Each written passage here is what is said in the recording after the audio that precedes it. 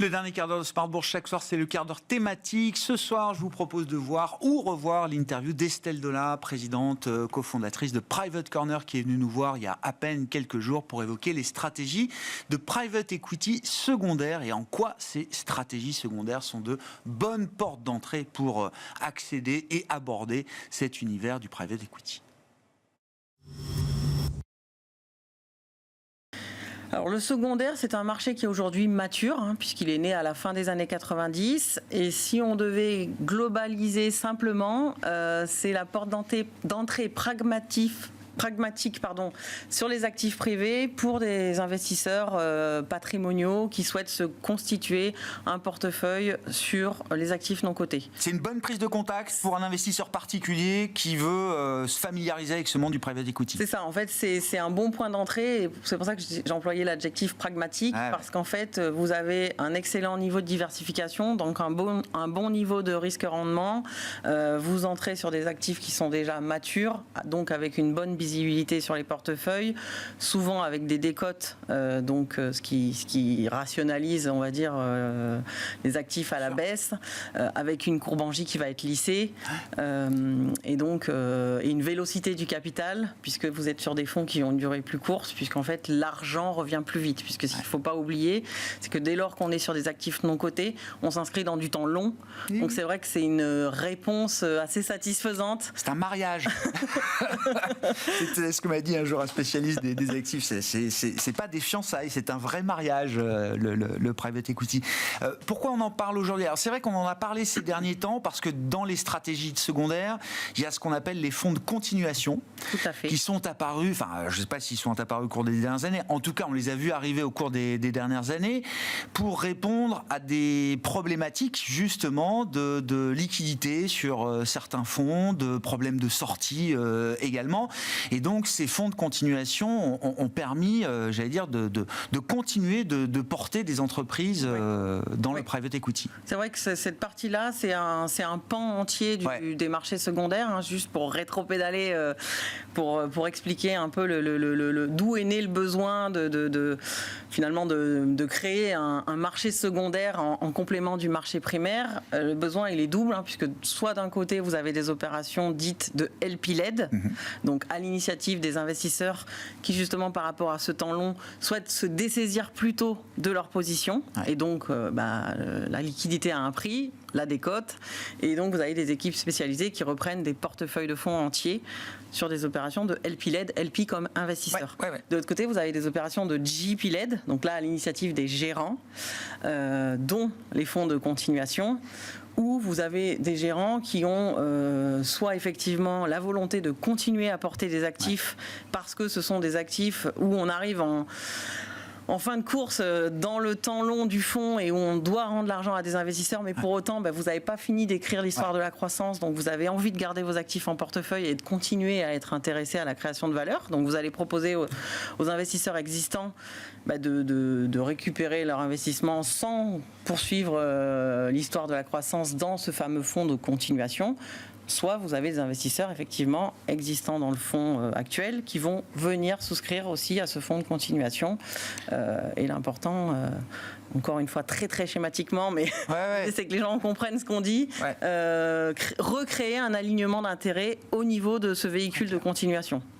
Justement parce que les sorties sont de plus en plus compliquées, à la fois dans des rachats industriels et dans des introductions en bourse. Donc c'est vrai que c'est une solution qui vient garder les intérêts alignés et permettre de continuer à accompagner ces entrepreneurs, parce qu'il y a parfois des désalignements en termes de temps long, justement, entre la durée de vie d'un fonds et le fait d'avoir encore besoin justement d'un peu de temps pour continuer à créer de la valeur. Et ces transactions, justement, elles répondent à j'allais dire, une conjoncture particulière, ou est-ce que c'est quelque chose de structurel dans cet univers du private equity là?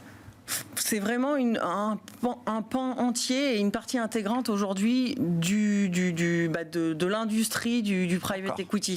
Et vous avez des acteurs qui font partie des pionniers de la classe d'actifs et qui en font depuis la fin des années 90, le début des années 2000, qui sont justement rompus à l'exercice et en fonction des cycles, qui vont savoir saisir les opportunités, soit sur des opérations de LP-led, soit sur des opérations de GP-led. Mais en fait, ce qui amène à venir faire ces transactions sur les marchés secondaires, c'est à la fois des problématiques réglementaires et des problématiques stratégiques. Justement, parce que selon les cas de figure, vous allez pouvoir solutionner des problèmes et donc qui sont aussi source d'opportunités pour les investisseurs qui veulent prendre ces positions organisées par donc les équipes de gestion secondaire qui peuvent être soit des équipes spécialistes, soit des équipes qui font partie de plateformes de private equity primaires qui ont créé donc un marché secondaire à côté. Secondaire. Exactement.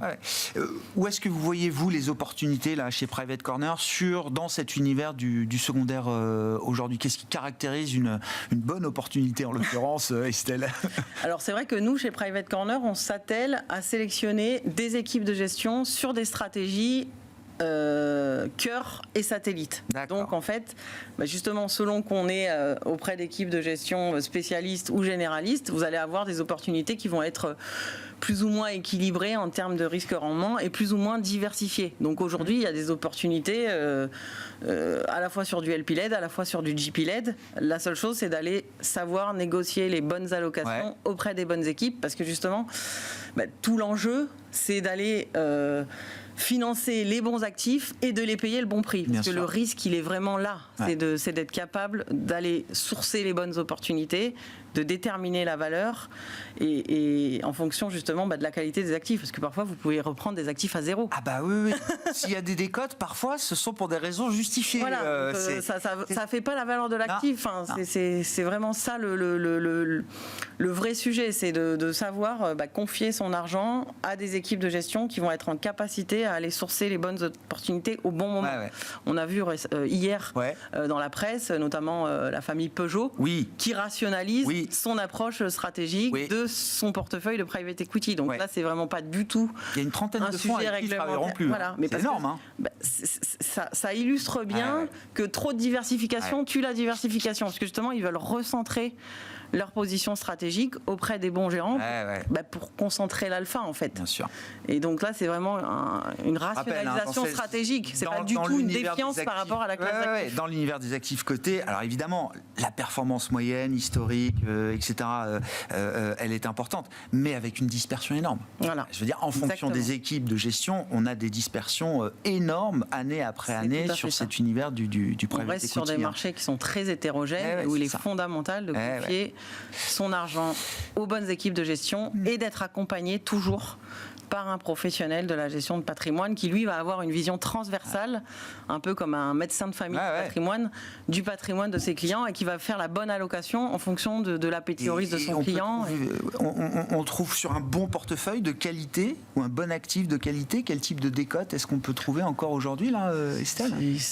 Vraiment, c'est très variable, mais on va dire la fourchette qui est assez large va être entre 10 et 30% de décote. D'accord. Et en l'occurrence, le gérant qui reprend les portefeuilles de Peugeot, c'est un gérant qu'on a sélectionné chez Private Corner. Ah, vous pouvez le citer, non? Non. Si vous voulez. Écoutez, on verra. Allez voir sur le site de Private Corner, vous le trouverez vous-même.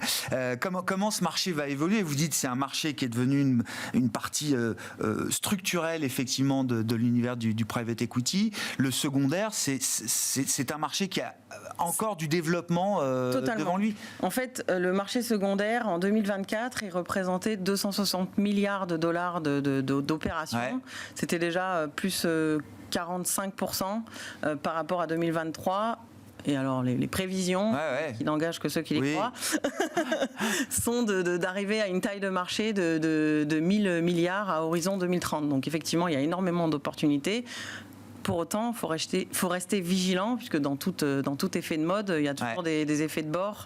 Et justement, rester concentré avec les bons acteurs, les bonnes opportunités. Et après, justement, c'est les points d'entrée, puisque selon les points d'entrée, selon les stratégies, vous allez avoir des perspectives de rendement qui vont être différentes, puisque forcément, quand vous arrivez sur un actif qui est plus mature versus un actif où il y a encore une histoire de la croissance plus importante, vous n'allez pas avoir les mêmes niveaux de décote parce que vous avez encore ces perspectives de gain à l'échéance qui sont beaucoup plus importantes que quand vous arrivez en bout de course. Et stratégiquement, chez Private Corner, vous en avez fait une expertise clé, Estelle ?